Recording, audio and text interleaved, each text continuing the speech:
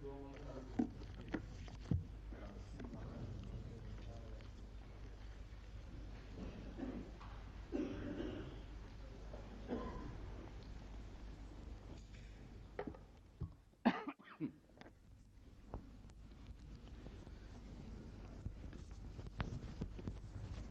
वालेकुम रहमतुल्लाह। कुल कितने हैं यहाँ इस वक्त मुतकिफीन? 18 कि 17? हाँ, एक रह गए थे। तो यहाँ ज़्यादा क्राउडिंग तो नहीं हो गई यहाँ 17 की वजह से? ये मीर साहब कहाँ हैं हमारे? जी ठीक ठाक है।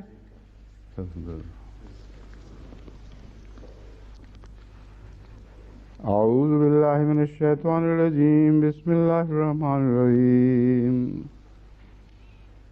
यूसिकुमुल्लाहु फी औलादिकुम लिज़्ज़करि मिस्लु हज़्ज़िल उन्सयैन फ़इन कुन्ना निसाअन फ़ौक़ इस्नतैनि फ़लहुन्ना सुलुसा मा तरक व इन कानत वाहिदतन फ़लहा निस्फ़ु वलिअबवैहि लिकुल्लि वाहिदिन मिनहुमुस सुदुसु मिम्मा तरक इन कान लहु वलद व इन लम यकुन लहु वलदुन ववरिसहु अबवाहु फलिउम्मिहि सुलुस फ़इन कान लहु इख्वतुन फलिउम्मिहि सुदुसु मिन बादि वसियतिन यूसी बिहा औ दैन आबाउकुम व अब्नाउकुम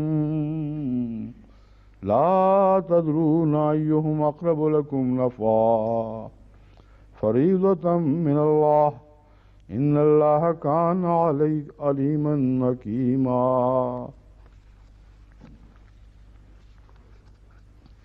ये जो आयत है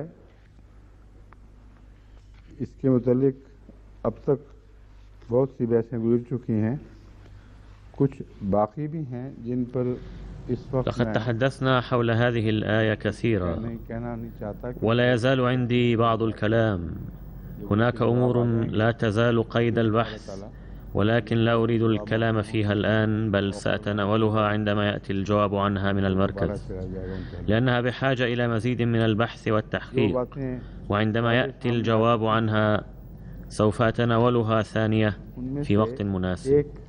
उस हदीस की बहस थी जो कल मैंने उठाई थी।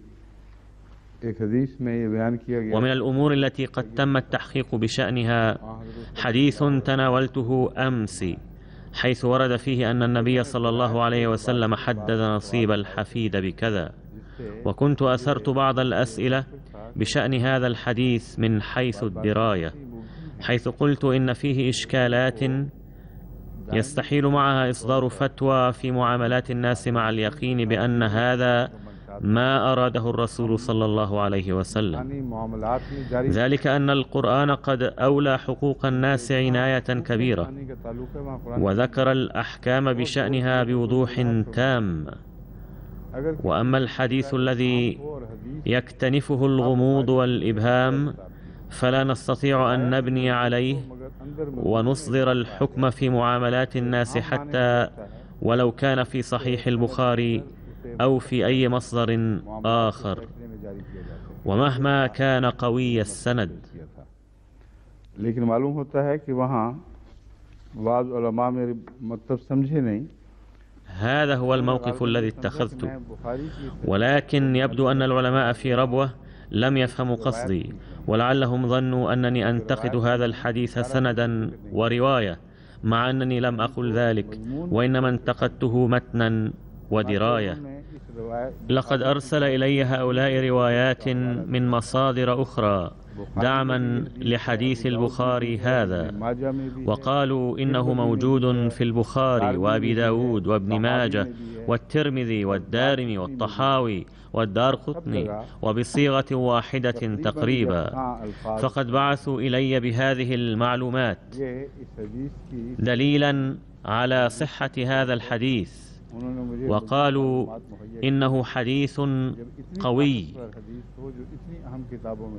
حتى إنه ذكرته المصادر الهامة كلها، فكيف يمكن أن ننتقده ونقول إن في متنه غموضا وإشكالا؟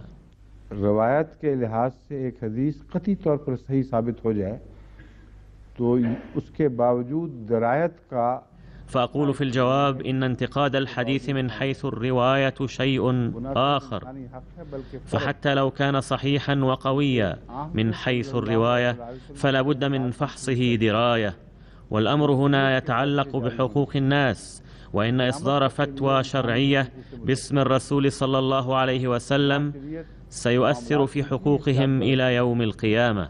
لقد أمرنا الشرع بأخذ الحيطة القصوى في المعاملات، حيث إنه يأمرنا في حادث الزنا بوجوب 4 شهداء يشهدون على أنهم رأوا وقوعه بكيفية لا تكون إلا في حالات استثنائية جدا، وإن لم يؤت ب4 شهداء يشهدون مع هذه الشروط فيعد المتهمون كاذبين ومفترين، ويضرب كل منهم 80 جلدة. فالقرآن قد احتاط بشأن حقوق الناس ومعاملاتهم وصحة الشهادات بما لا نظير له في أي نظام للعدل في العالم، لأن ارتكاب هذه الفعلة بهذه الكيفية نادر جدا. لذلك قلما يمكن تطبيق حد الزنا في الحالات العادية، اللهم إلا إذا كان هناك زنات لا حياء عندهم مطلقا.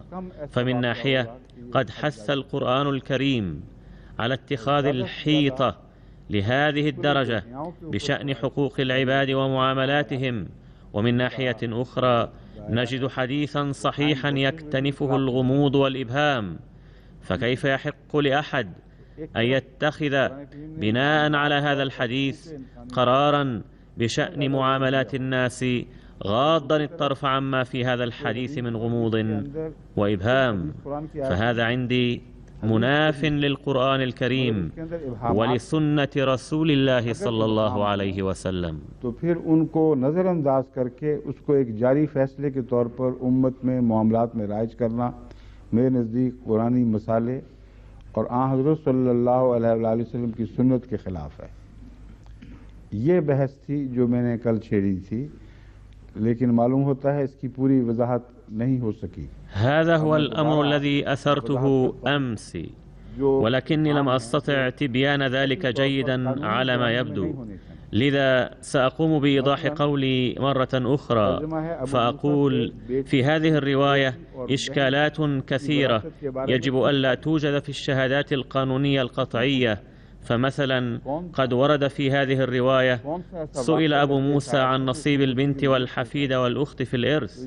السؤال هنا: من سأله؟ وما هي الخلفية التي اضطر فيها السائل إلى توجيه هذا السؤال؟ ومعلوم أن استخدام صيغة المجهول يضعف الرواية، لأن الغموض يهدف إلى إخفاء بعض الأمور، وصيغة المجهول لا تنفع في سن القوانين وتحديد الحقوق. فما الحرج أن يذكر الراوي من ذا الذي وجه هذا السؤال إلى أبي موسى؟ وما الحرج في أن يخبر عن خلفية هذا السؤال؟ وهل حصل الحادث مع أقارب الراوي أم مع غيرهم؟ لم يذكر في الرواية أي شيء من هذا، وكل الروايات المماثلة الأخرى التي استخرجها العلماء من ربوة من كتب الحديث الأخرى خالية من هذا التوضيح، مما يعني أن شخصا روى هذا للإمام البخاري، وما دام البخاري قبل رواياته بعد فحصها طبقا لقواعد الرواية فسجلها غيره من المحدثين أيضا في كتبهم من دون فحصها بأنفسهم، فكأنهم قالوا: رجل الفيل فيها كل الأرجل. فلن تتغير الحقيقة شيئا حتى ولو وردت هذه الرواية في 50 من كتب الحديث، لأن الرواية الأصلية هي للبخاري والباقون أخذوها اتباعا له. فيما يتعلق بالسند فأرى أن البخاري لو ذكر رواية فما يضرنا شيء لو لم يذكرها أي من المحدثين الآخرين، لأن سند البخاري قوي وذو ثقل دوما، ولكن لا نناقشها سندا ورواية، وإنما نناقشها متنا ودراية. نقول لقد قيل هنا أن أبا موسى سئل، فمن السائل؟ وفي أي مناسبة سأل؟ لم يذكر شيء عن ذلك، مع أن تحديد هذه الأمور ضروري في مثل هذه القضايا. والأمر الثاني هو أن أبا موسى أجابه النصف للبنت والنصف للأخت، ثم قال له اذهب واسأل ابن عباس عما إذا كانت فتواي صحيحة أم لا. وحول هذه الجزئية هناك اختلاف بين رواية البخاري والروايات الواردة في المصادر الأخرى، إذ تذكر الأخرى أن السائل لم يذهب إلى ابن عباس بل ذهب إلى غيره، فأشار عليه هذا الآخر أيضا بالذهاب إلى ابن عباس رضي الله عنهما. هذا سهو، فالمسؤول هو عبد الله بن مسعود في رواية البخاري وغيره. अब आगे फैसला सुने। हज़रत सल्लल्लाहु अलैहि वसल्लम उन्होंने कहा फैसला दे चुके हैं। السؤال هنا لماذا تردد هذا في الذهاب إلى ابن عباس؟ فلعله كان يريد تحقيق هدف معين. هذا الاختلاف والغموض في الروايات يضعف هذا الحديث دراية ولو كان قوي السند. واسمعوا ما يقال بعده. يقال أن ابن عباس قال للسائل هذا ما أفتى به الرسول صلى الله عليه وسلم، ولكنه لا يذكر أي تفاصيل عن هذا القرار ولا عن خلفيته. ثم إنه ينسب إصدار هذا القرار إلى الرسول صلى الله عليه وسلم بأسلوب لم يعهد عن النبي صلى الله عليه وسلم، فهو أسلوب الفقهاء، وقد كان في زمن متأخر جدا. لقد قلت من قبل يذكر ابن عباس رضي الله عنهما القرارات النبوية عموما مع خلفيتها، مشيرا إلى ملابساتها وظروفها، ولكنه لا يذكر هنا أي خلفية ولا ملابسات لهذا القرار المنسوب إلى الرسول صلى الله عليه وسلم. وهذا يدل على أن هذا ليس من أسلوب كلام النبي صلى الله عليه وسلم. أما الفتوى التي صدرت فهي حسب الراوي النصف للبنت والحفيد السدس لكي يتم توزيع الثلث الباقي كاملا. وفقرة لكي يتم توزيع الثلث الباقي كاملا هي التي أقول عنها إنها ليست من أساليب كلام النبي صلى الله عليه وسلم، وحتى لو كان فلا تنحل المشكلة أيضا، لأن ابن مسعود لم يبين في أي واقع وخلفية أصدر النبي صلى الله عليه وسلم قراره هذا، فالأمر صار مشكوكا فيه. ويبدو أن صاحب مصلحة ما يريد إخفاء حقيقة الأمر، إذ لا يذكر من ذا الذي سأل أبا موسى ولا من هذا الذي عرض مشكلته على النبي صلى الله عليه وسلم فأصدر هذا القرار. ولو أنه ذكر اسمه لقام علماء الحديث الآخرون الذين بذلوا جهودا كبيرة من أجل فحص الروايات بتحري الأمر، ورفضوا هذه الرواية منذ البداية، قائلين لم يحدث حادث كهذا قط، فكيف نصدق هذه الفتوى؟ فهناك محاولة لكتمان الحقيقة منذ البداية وبعدها أيضا على ما يبدو، إذ ليست الرواية محددة منذ البداية. وهذه هي الجزئية الثانية التي انتقدتها متنا لا سندا. والجزئية الثالثة أهم مما سبق، وهي أن الرسول صلى الله عليه وسلم يذكر هنا نصيب الحفيدة. السؤال هنا هل هو اكتفى بذكر الحفيدة من دون الحفيد وبدون أن يذكر حادثا معينا وخلفية محددة لهذا القرار؟ إذا كان قد ذكر الحفيد بدون أي حادث معين فلما لم يذكر الحفيد أيضا؟ إذ كان قصده ذكر المسألة الفقهية عموما بأن الحفيد يرث، فهذا يخالف القرآن الكريم. ولو كان الحفيد أو الحفيدة يرث لأفتى بذلك جميع الفقهاء، ولقلنا أولا كان على الجد أن يوصي بحق الحفيد، وإذا لم يوصي فنتصرف بماله وكأنه قد أوصى بحق الحفيد، ولا أخذ الحفيد أو الحفيد الثلث كاملا. ولكن الرسول صلى الله عليه وسلم لا يوزع هكذا.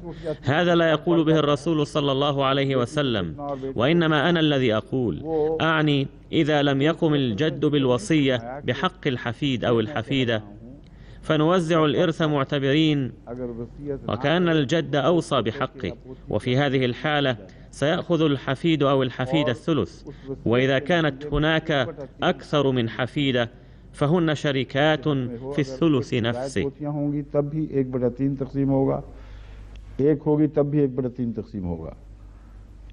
ये इस मजमून से बात इसमें मौजूद नहीं है, यानी पोती का हक। ولكن هذه الأمور غير مذكورة في الرواية، أعني ليس هناك دليل على تحديد حق الحفيد الشرعي تحديدا أبديا। सूजी हैं जो इस हक में हैं, वो दलीलें यहाँ असर अंदाज नहीं है, क्योंकि दो ही तरीक़ हैं जिनके ज़रिए। أما الأدلة التي اخترعها العلماء بحقها فلا يمكن أن تؤثر هنا، إذ يحاولون هذه الأيام إقرار حق الحفيد والحفيدة في الإرث بحجتين اثنتين، أولاهما لقد افترضوا أن القرآن يعلن أنه لو كان ابن المتوفى حيا لورثه، ولو ورثه لوزع إرثه بين أولاد ابنه أي حفداء المتوفى। तो यहाँ तो ये रसूल सल्लल्लाहु अलैहि वसल्लम तो ये फतवा दे ही नहीं रहे, क्योंकि अगर ये समझा जाए कि पोता जिंदा होता तभी पोती बनती, बेटा जिंदा होता तभी बेटी बननी थी, उसके बगैर ही बेटी बन जानी थी। अगर बेटा जिंदा होता तो फिर रसूल सल्लल्लाहु अलैहि वसल्लम का ये फतवा होना चाहिए था कि झगड़ा ही कोई नहीं। ولكن الرسول صلى الله عليه وسلم لا يفتي بذلك هنا، إذ لو كان الابن حيا لقال صلى الله عليه وسلم لا خصام في هذه الحالة، آتوا الابن الثلثين والبنت الثلث، أما أولاد هذه البنت أو الابن فيرثونه عند وفاته. فعلا لا خصام ولا جدال، إذ لو توفي أحد وكان ابنه قد مات قبله وله حفيدة منه فلا نصيب لها، لأنها لا ترث مال جدها مباشرة، بل تأخذه من خلال أبيها، وما دام أبوها قد مات بدون أن يرث أباه فليس لها من إرث جدها شيء. وإذا ورثه ابنه فيأخذ الثلثين للسدس، فيجب توزيع الثلثين إذن। बेटा अगर वारिस नहीं बना था तो पोती को कुछ भी नहीं जाएगा, अगर वारिस बना था तो 2/3 का वारिस बना, ना कि 1/6 का, और 2/3 का वारिस बन गया तो फिर 2/3 तकसीम होना चाहिए। जो उलमा कहते हैं ये बात नहीं, हम और तरह से पकड़ेंगे। ولكن هؤلاء العلماء يقولون لن نتعامل هكذا، بل سنتعامل بطريقة أخرى، وهي أننا نعتبر وكأنه قد أوصى بالثلث وإن لم يوصي في الواقع.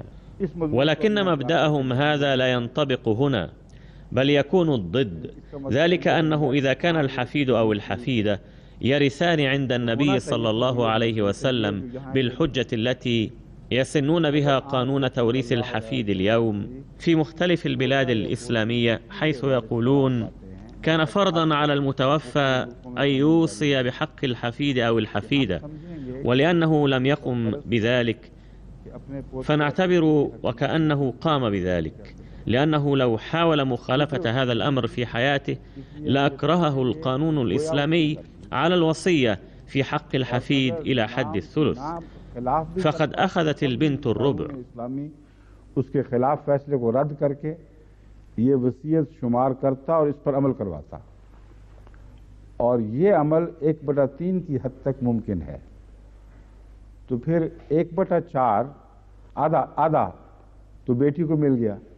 जो ये मिसाल है, इसमें यह है कि एक आदमी मरा है, उसकी बेटी है। في هذه الرواية ورد أن المتوفى ترك وراءه بنتا وأختا وحفيدة، مع أنها لا تذكر من مات ومن كان جدا لهؤلاء البنات ومن كان أبا لهن. ومع ذلك فلنفترض أن حادثا كهذا قد وقع، وفي هذه الحالة سيكون للبنت النصف حسب الشرع، وستأخذ الحفيدة الثلث، باعتبار أنه قد قام بهذه الوصية بحقها، وإلا فكيف آتاها النبي صلى الله عليه وسلم ما آتاها؟ तो फिर 1/3 तक उस माल की निसफ के बाद जो बचता है, टोटल का 1/3 उस बचे हुए में से ले लिया जाएगा, वो पोती को मिलेगा। और चूंकि वो अकेली है, अगर वो अकेली है भी कोई पता नहीं, अगर अकेली है तो उसका फिर 1/3 2/3 का आधा उसको मिलना चाहिए, ना सॉरी 1/3 टोटल का, टोटल के 1/3 का आधा उसको मिलना चाहिए। क्यों? इसलिए कि बेटी अगर रह जाए तो 1/3 उसको मिलना चाहिए ना, उसको निस्फ से ज़्यादा नहीं मिल सकता। ये मामला जो है 2-3 कदमों में तय होगा, इसलिए मैं दोबारा समझा दूँ। मरने वाला मर गया, बेटी ने आधा पा लिया, बाकी कुछ आधा रह गया कि नहीं बाकी? अगर वसीयत समझी जाए, حيث إنني قد تناولت هذه القضية على فترات متقطعة، لذا أعيدها ثانية لتفهموها وتعوها، فأقول: توفي شخص وأخذت بنته النصف وبقي النصف، أليس كذلك؟ فلو افترضنا أن المتوفى قد أوصى بحق الحفيدة فهي تأخذ الثلث، فهمتم؟ ولكن ظهرت هنا مشكلة أخرى، وهي أن البنت لا تأخذ أكثر من نصف الثلث، والباقي تأخذه الأخت التي قد أخذت النصف من قبل، حيث ترث لسبب بنت أخيها. कुल जायदाद के 2/3 की बहस नहीं, वो बहस बेताल्लुक है। कुल जायदाद का 1/3 बेटी को देने की बजाय कुल जायदाद के 1/3 का 1/2 बेटी को मिलेगा, ठीक है? और बाकी उसकी बहन को जाएगा जिसको पहले आधा मिल चुका है, इसलिए कि इस दफा वो विरसा अपनी भतीजी से पा रही होगी। समझे कि नहीं? कि नहीं समझे? डॉक्टर साहब बता दें, अभी आपकी आंखों में पूरी होश। يخاطب حضرته هنا أحد الإخوة ويقول: आगे ये समझ هل فهمت يا دكتور؟ कुछ चेहरों पे भी हाँ। يجب أن تخبرني الآن، नहीं समझ रहे तो दूसरे जो गायब हैं उनको और لأن في عينيك أمارات الاستفهام. दोबारा मैं समझाऊं। पहली बात ये थी, 2 सूरतें हैं सिर्फ पोते को विरसा पहुंचाने की, जो शरन मंजूर शुदा तस्लीम शुदा सूरतें हैं। एक ये है कि उसको गोया वो जिंदा होता तो वारिस। لا تزال على بعض الوجوه علامات الاستفهام، وما دام الجالسون أمامي لا يفهمون قولي فكيف يفهمه الغائبون عن أنظاري؟ حسنا، أشرح لكم ثانية. هناك إمكانيتان في الشرع لتوريث الحفيدة، أولاهما أن يكون والدها حيا وقت وفاة جدها فيرث، فترث من هذا المال عند وفاة والدها، ولكن لو كان الأمر كذلك لما كانت أي مشكلة. ولقال رسول الله صلى الله عليه وسلم: لو كان ابن المتوفى حيا لأخذ الثلثين وتأخذ بنته الثلث ولم يبق شيء، ولم ينشأ السؤال حول توريث الحفيد أو الحفيدة، ذلك أن الابن والبنت ما داما قد أخذا الإرث كله، فماذا يبقى حتى يوزع على الحفيدة، وبالتالي لا مجال لتوريثها.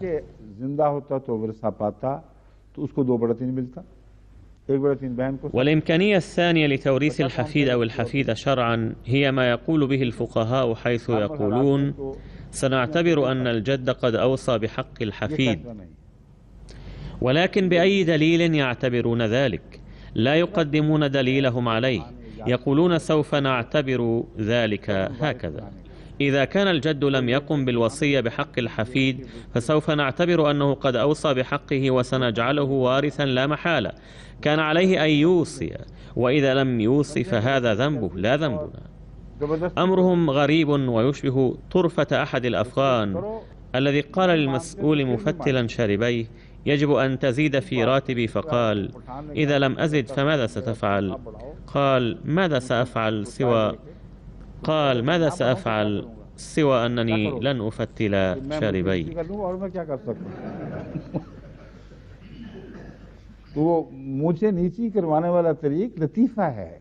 فهذه معاملات جادة لا يمكن تناولها بهذا الأسلوب غير الجاد. القرآن يذكر هنا أنصبة الورثة، ولكنهم يزعمون كأن القرآن يقول: أيها الناس أوصوا بحق الحفداء والحفيدات بثلث إرثكم، وإذا لم توصوا بهذا فلا بأس، سنعطيهم الثلث في كل حال. السؤال هنا: ما دامت الوصية بحقهم أو عدمها سيان، فلماذا يأمر الله تعالى بها أصلا؟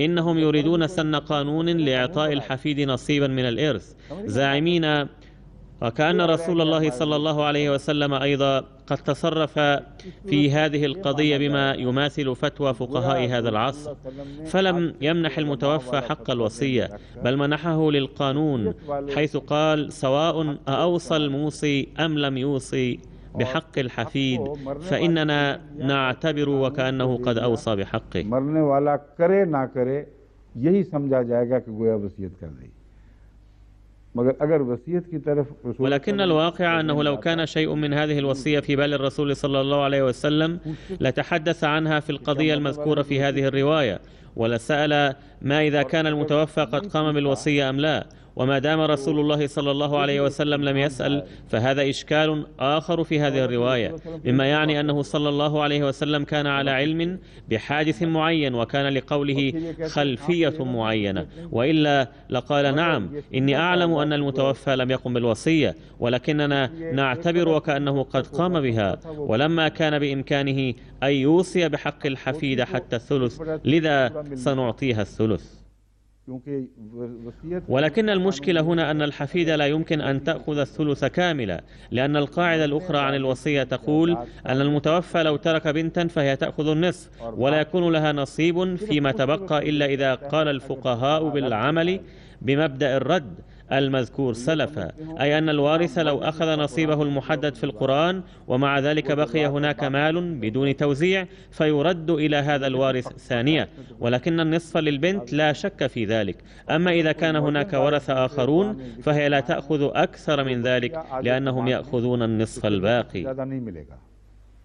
वाज़ेह होगी बात। अब उसने 1/3 की वसीयत गोया की, आधा तो बहन को मिल चुका है, 1/3 बाकी रह गया है, उसका आधा मिल सकता है उसको सिर्फ। इस हद तक तो बात ठीक कि उसको 1/6 मिलेगा, क्यों जी? मगर बाकी फिर उस लड़की के दादा की बहन को नहीं मिल सकता। ये जो फरमाया गया है هذا ما يقوله هؤلاء وهو مخالف للقرآن الكريم ولا يدعمه أي حكم من الرسول صلى الله عليه وسلم، فكيف يا ترى تمكنهم إزالة هذا الإشكال؟ वाज़ेह होगी बात। ये कहते हैं कि फिर हज़रत इब्ने मसूद ने ये फरमाया कि रसूल सल्लल्लाहु अलैहि वसल्लम ने तो ये फैसला दिया था कि 1/6 बेटी उसको दे दिया जाए पोती को और बाकी उसकी बहन को दे दिया जाए जो मरा है, मगर पोती को يقولون إن ابن عباس رضي الله عنهما قال إن الرسول صلى الله عليه وسلم قد أفتى بأن الحفيدة تأخذ السدس والباقي تأخذه البنت، ولكن الحفيدة لا ترث ما لم يفترض أن المتوفى قد قام بالوصية بحق أبيها، ولو افترضوا ذلك لا تكون الوصية بأكثر من الثلث، فتأخذ البنت السدس ولا اعتراض على ذلك، ولكن السدس الباقي لا يرجع إلى أخت جدها وإنما يرجع إلى أخت أبيها، فيرجع في الحقيقة إلى التي أخذت النصف، إذ ليس هناك سلم يوصل إلى الجد. أعني أن الشرع لم يقدم هذا السلم الذي يصل به نصيب الحفيدة إلى أخت جدها.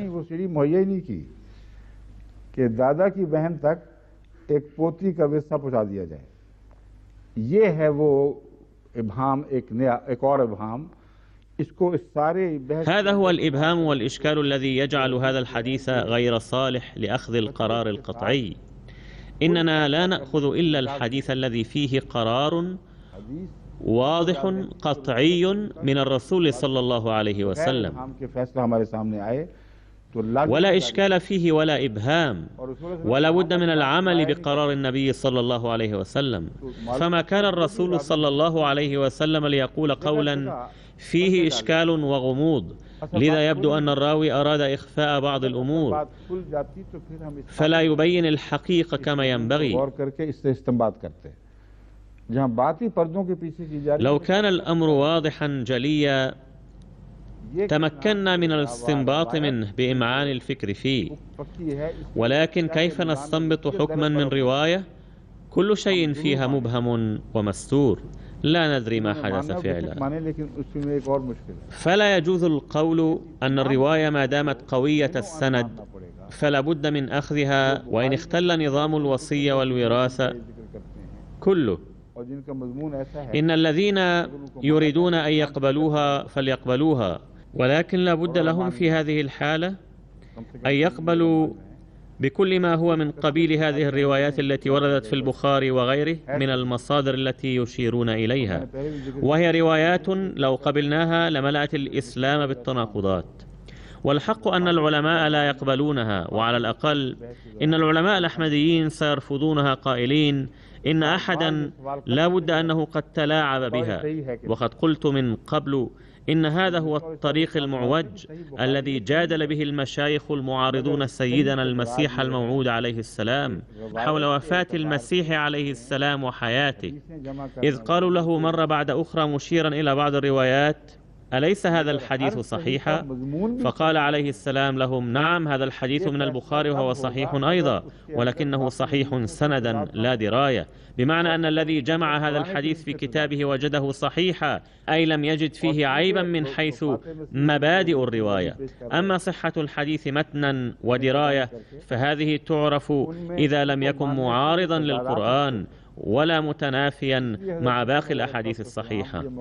ولما كان قبول الأحاديث التي يحاول بها المشايخ الدلالة على صحة عقيدتهم بحياة المسيح عليه السلام بمكر واحتيال سيؤدي إلى تناقضات صارخة، فاتخذ المسيح الموعود عليه السلام هذا الموقف، بينما كان المشايخ لا يبرحون يقولون هذا حديث صحيح، خداعا للقوم الذين كانوا لا يعرفون الفرق بين الحديث الصحيح رواية والحديث الصحيح دراية. فمثلا إن كل حديث في البخاري صحيح رواية وسندا، ولا بد أن نقول بصحته من حيث الرواية، ولكن هل كل حديث في البخاري صحيح متنا وموضوعا حيث لا نجد مناصا من قبوله كما هو؟ هذا هو السؤال. ومن قال بذلك فلا بد له من اعتبار إبراهيم عليه السلام كاذبا، إذ ورد في البخاري أنه كذب 3 مرات على الأقل، مع أن القرآن الكريم يضرب به المثل في الصدق ويعلن إنه كان صديقا نبيا.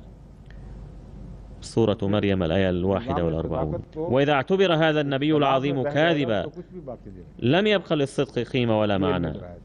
هذا هو علم الدراية التي أركز عليه. فمن ناحية نجد مثل هذه الروايات التي تتنافى مع مكانة النبي التي وصف بها، ومن ناحية أخرى نجد المشايخ يريدون المبالغة في التمسك بحرفية هذه الروايات مغمضي العيون، مما سيؤدي إلى الإخلال بنظام الإسلام كله حيث لا يمكن إصلاحه. इस्लाम में जगह जगह ऐसे रखने पड़ जाएंगे कि जिनको फिर बंद कोई नहीं कर सकता।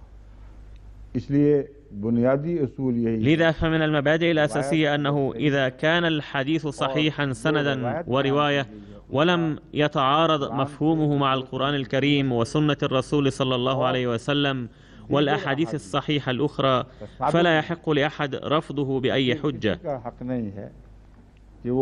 أما إذا كان الحديث متعارضا مع ما سبق فلا بد من فحصه على محك الدراية، دفاعا عن عصمة الرسول صلى الله عليه وسلم التي منحه الله إياها، ودفاعا عن الإعلان القرآني الصريح ألا تناقض بين النواميس الكونية التي خلقها الله تعالى والقرآن الكريم، كما لا تعارض بين محمد رسول الله صلى الله عليه وسلم والقرآن الكريم. فمثل هذه الرواية لابد لنا من فحصه من حيث الدراية، دفاعا عن هذا المبدأ الأصيل القطعي الأبدي، ونقول لأنها تؤدي إلى فساد كبير فلن نأخذ بها، ولن نقبل حجتهم بأنها قوية السند، فلا حرج في الأخذ بها ولو أدى ذلك إلى الخلل في الإسلام. जो हम किसी सूरत में भी कबूल नहीं कर सकते कि चूंकि रावी दर्जा बदर्जा आगे ऐसे मिले कि उनमें कोई बात कोई रखना ढूंढा नहीं जा सका, इसलिए मजमून इस्लाम में बेशक रखने डाल दो, ये नहीं हो सकता। फिर उलमा ये क्यों नहीं सोचते कि यहाँ आज जो हम बातें डिक्टेट कराते हैं। ثم لماذا لا يفكر هؤلاء العلماء أن الراوي قد لا يستوعب أمرا على حقيقته؟ فمثلا أنا ألقي الآن هذا الدرس ومع ذلك لا يستوعب بعض الأذكياء المثقفين أيضا قولي جيدا مع بذلي كل ما في وسعي في تبيان ما أريد، فتأتيني الرسائل من بعضهم كيف قلت كيت وكيت، فأجيب متى قلت هذا، وإنما قلت كذا، فاسمع ما قلت مرة أخرى. وصاحب الرسالة هذا يكون رجلا صادقا لا يكذب، فبوسعه اليوم أن يستوضح مني عما أشكل عليه من قولي، ولكن متى كان المرء في تلك الأيام قادرا على أن يسأل صاحب القول عما أراد؟ فمثلا لو لم أسأل اليوم عما أقول لصار قولي الذي فهم خطأ رواية تتناقلها ألسنة الناس وتنشرها، ويمكنكم أن تتصوروا مدى المفاسد الناتجة عن ذلك. فقيسوا الأمر على ما يحدث اليوم لتعرفوا مدى صحة هذه المرويات. لقد روى صحابة المسيح الموعود رضوان الله عليهم ما رأوا أو سمعوا منه في حياته، ولكنك تجد في رواياتهم اختلافا واضحا في بعض الأحيان، مما يشكل في بعض الأمور خطرا لا يستهان به. وعلى سبيل المثال قد سجل حضرة ميرزا بشير أحمد رضي الله عنه في كتابه سيرة المهدي رواية لحضرة قاضي محمد يوسف رضي الله عنه، ومكانته العلمية والروحانية أسمى من أي نقاش وجدال، ولكنه روى أن المسيح الموعود عليه السلام كان يقوم برفع اليدين في الصلاة دائما.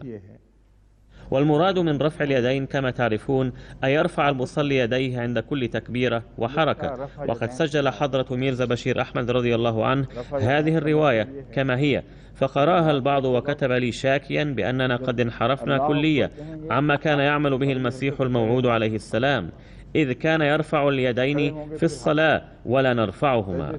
فقلت له لا شك أن هذه الرواية صحيحة، وسوف أتأكد مما ورد فيها، ولكني أخبرك بأمر يقين، وهو إذا كان قاضي يوسف يعلم أن المسيح الموعود عليه السلام كان يقوم برفع اليدين، فهل تظن أن والد الخليفة الثاني حضرة ميرزا بشير الدين محمود أحمد رضي الله عنه لم يعلم بذلك، وأن أم المؤمنين رضي الله عنها لم تعلم بذلك، وأن حضرة ميرزا بشير أحمد رضي الله عنه كان يجهل ذلك، وأن حضرة ميرزا شريف أحمد رضي الله عنه كان يجهل ذلك، وأن عمتي الاثنتين كانتا تجهلان ذلك، فإني لم أرى أيا من هؤلاء يقوم برفع اليدين قط.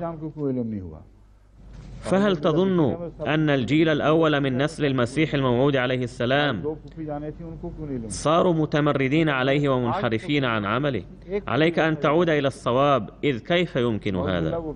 ثم لما قمت بتحري الأمر فوجدت في الكتاب نفسه تحت هذه الرواية تعليقا من حضرة ميرزا بشير أحمد رضي الله عنه، قال فيه: لقد سجلت هذه الرواية كما سمعتها، ولكني أشهد كون ابنا للمسيح الموعود عليه السلام أنه لم يكن يقوم برفع اليدين. فما رأيكم الآن؟ هذا ما يحدث في التاريخ الحديث، فالروايتان لا غبار عليهما من حيث قواعد الرواية والسند، ولو كان في رواية القاضي محمد يوسف رضي الله عنه خلل أو شك لما قبلها ميرزا بشير أحمد رضي الله عنه. هناك احتمال ضئيل واحد لتسويغ هذه الرواية، وهو أن الخليفة الأول رضي الله عنه كان يقول برفع اليدين في الصلاة، فلعل حضرة قاضي يوسف سمع هذا عن الخليفة الأول ولكنه ظنه عن المسيح الموعود عليه السلام. وهناك احتمال آخر، وهو أنه كان من عادة المسيح الموعود عليه السلام المباركة أنه لو وجد في الحديث أن الرسول صلى الله عليه وسلم قد قام بعمل ما ولو مرة، فكان عليه السلام يقوم به مرة على الأقل تبركا بسنته صلى الله عليه وسلم واحتسابا لله تعالى. فمن الممكن أن يكون المسيح الموعود عليه السلام قد رفع اليدين في الصلاة مرة أو مرتين عملا بسنة النبي صلى الله عليه وسلم هذه، وإن كانت سنة مؤقتة، فقد ورد في الأحاديث صراحة أن الرسول صلى الله عليه وسلم قام برفع اليدين في الصلاة أحيانا، فتحدث البعض لقاضي يوسف عن فعل المسيح الموعود عليه السلام هذا، ولكنه نسي تفاصيل القصة لانقضاء مدة طويلة على الحكاية. والمعروف أن مثل هذا الإشكال يحدث مع المرء طوال العمر، فظن أن المسيح الموعود عليه السلام كان يرفع اليدين في الصلاة دائما. متى رأى هذا الصحابي المسيح الموعود عليه السلام وهو يصلي في البيت؟ أما المسجد فلو كان عليه السلام يرفع اليدين فيه لشهد عليه الصحابة الآخرون، فلا نجد أحدا يشهد على صحة ما يقوله قاضي يوسف، لا من داخل بيته عليه السلام ولا من الخارج، مما يدل على أنه سمع شيئا من غيره من دون أن يستوعبه جيدا أو بدون أن يبينه له صاحبه جيدا، فرسخ هذا في ذهنه ورواه. هذا ما يحدث في التاريخ الحديث الذي يقع أمام أعيننا، فما بالك بالأحاديث التي جمعت بعد قرن من الزمان بعد الرسول صلى الله عليه وسلم من خلال 4 أو 5 رواة بينه وبينهم. لو أيقنا أنهم لم يكذبوا فيما رووه، فكيف نوقن أنهم قد استوعبوا ما سمعوه جيدا وحفظوا حفظا جعلهم لا يخطئون في نقله أبدا؟ ثم لا ندري كيف روى الراوي الأول، وما إذا كان بيانه واضحا كل الوضوح أم لا. ذلك لأن كبر السن يؤثر في النطق، فلا يلفظ المرء بوضوح في بعض الأحيان. إنني أحيانا أملي على العاملين معي بعض الأمور فأجد عند المراجعة أنه كتب لا مكان نعم، ونعم مكان لا، فما دام هذا يمكن أن يخطئ فيما أمليه عليه جالسا أمامه وجها لوجه، فلما لا نسلم بإمكانية الخطأ من الرواة عند نقلهم، مع أن النسيان حقيقة بشرية أبدية؟ هذا واجب على كل تقي منصف. غير أننا لا نستطيع رفض الأحاديث لمجرد إمكانية الخطأ فيها، وإنما نرفض الحديث الذي ثبت الخطأ في نقله فعلا، أو إذا شهد متن حديثه أن من المحال أن يكون هذا من الرسول صلى الله عليه وسلم وليس هناك مسوغ ثالث. فواجب كل إنسان فحص فحوى الحديث ومتنه، ومن حقه أن يأخذ الحيطة كلها، خصوصا إذا ما كان يحسم حقوق الناس ومعاملاته بناء على ما ورد في القرآن والحديث، وإلا فسيفتي بما يتعارض مع ما يريده الشرع. هذا هو الأمر الذي أثرته. لقد وصلتني هذه الأحاديث والروايات من علمائنا في المركز بدون أي تعليق منهم، مما يوحي أنهم لم يروا من المناسب أن يعلقوا على قول أدبا منهم، غير أنهم أرسلوا هذه الروايات من كتب الحديث وكأنهم قالوا لي لعلك تظن أن هذه الرواية باطلة، فها إننا نخبرك أنها قوية السند، إذ وردت في روايات كثيرة بهذا المعنى في مصادر مختلفة. هذا كل ما فعلوه، وقد فهمت قصدهم، وقد قلت أمامكم ما كان علي أن أقوله. حسنا، انتهى هذا الموضوع. चुनाचे अब वो असल हवाला मेरे सामने है। ये असल में दरस हज़रत मुस्लिम माऊद रज़ी अल्लाह तआला अन्हु फरमूदा 20 अप्रैल 1915 كنت قد قلت كان المصلح الموعود الخليفة الثاني رضي الله عنه أيضا يرى أن الإرث يوزع وفقا لمبدأ للذكر مثل حظ الأنثيين بين الأولاد فقط، وليس بين الورثة الآخرين كلهم. والعبارة الأصلية لحضرته أمامي، وقد وردت في الدرس القرآني الذي ألقاه في 20 من نيسان عام 1915. وقد قال حضرة ملك غلام فريد المحترم في تفسيره الوسيط بالإنجليزية إن الخليفة الثاني رضي الله عنه قد قال هذا في درسه القرآني عام 1915، والعبارة تقول: يعني औलाद के मुताल्लिक़ है। لقد تحدث الله تعالى في هذه الآيات عن حصص الورثة، وقد حدد نصيب كل واحد منهم. في البداية ذكر مبدأ عاما وهو للذكر مثل حظ الأنثيين، ومع أن هذا المبدأ يتعلق بالأولاد فقط، إلا أن البعض اعتبره مبدأ عاما للسبب نفسه.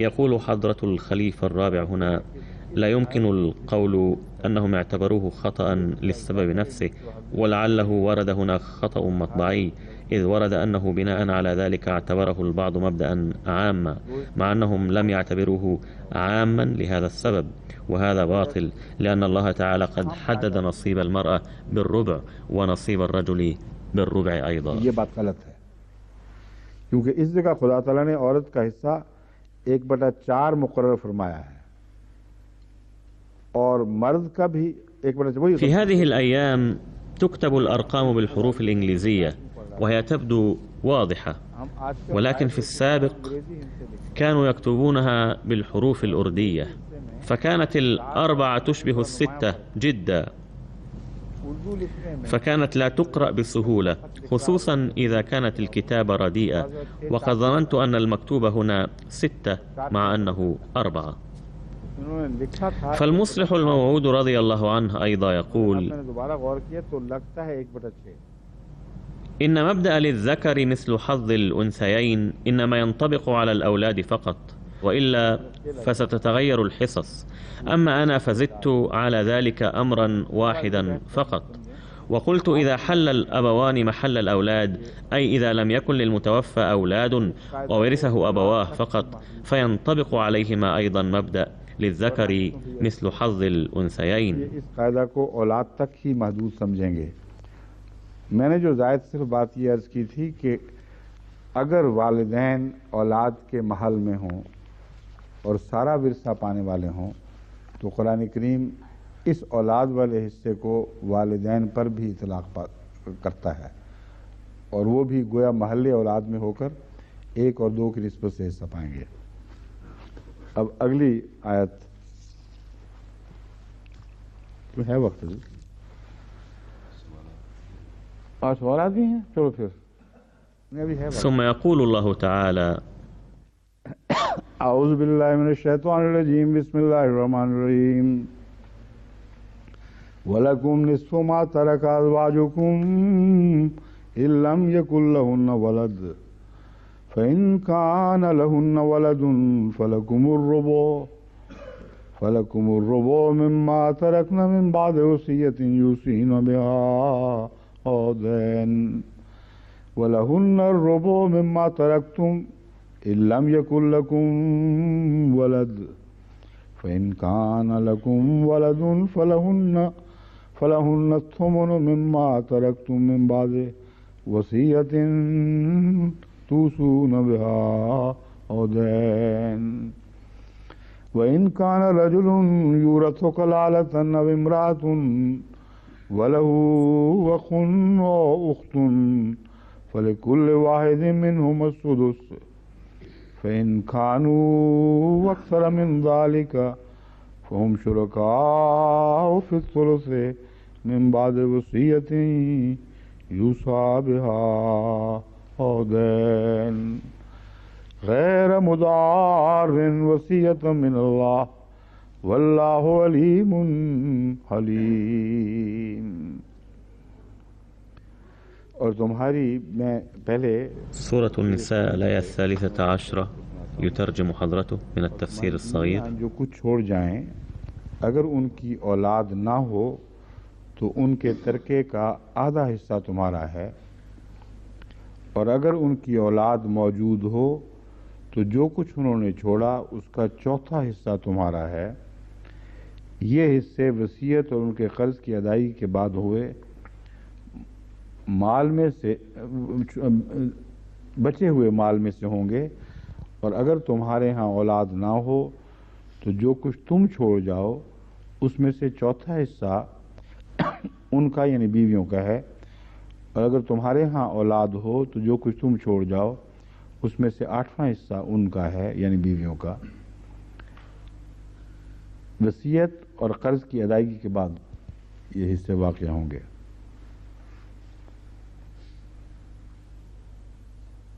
और जिस मर्द या औरत का विरसा तकसीम किया जाता है और उसका ना बाप हो ना औलाद, और उसका कोई भाई या बहन हो, तो उनमें से हर एक का छठा हिस्सा होगा, और अगर वो उससे ज़्यादा हों हिस्से में शरीक होंगे।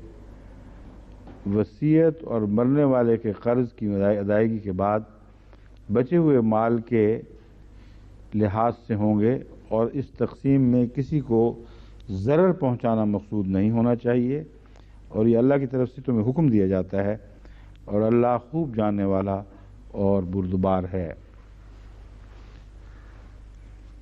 चूँकि वसीयत के मज़ामीन में उलझाव पाया जाता है, इसलिए नहीं कि कुरान के अंदर वसीयत मुबहम तौर पर हरगिज़ नहीं। मैं तो इस बात का कायल हूँ कि कि कुरान करीम अपनी ज़ात में भी هناك إشكالات في مسألة الوصية، ليس لأن بيان القرآن عنها مبهم، لا، بل أرى أن القرآن في حد ذاته كاف، ولو تدبرناه حق التدبر لكشف لنا جميع مسائل الوصية. لا شك أن الحديث يمدنا ببعض التفاصيل، ولكنه لا يمدنا بما يخالف القرآن، لأن الرسول صلى الله عليه وسلم ما كان ينطق إلا بالوحي. لذلك عندما نبحث عن بعض التفاصيل في الحديث فذلك لأننا نريد السهولة، إذ لا نريد بذل جهدنا في التدبر في القرآن، بل نريد أن نأخذ ما ذكره لنا الرسول صلى الله عليه وسلم من توضيحات تسهيلا علينا. إذا لا يوجد في الحديث ما هو جديد ومخالف للقرآن الكريم، بل أصله موجود في القرآن حتما.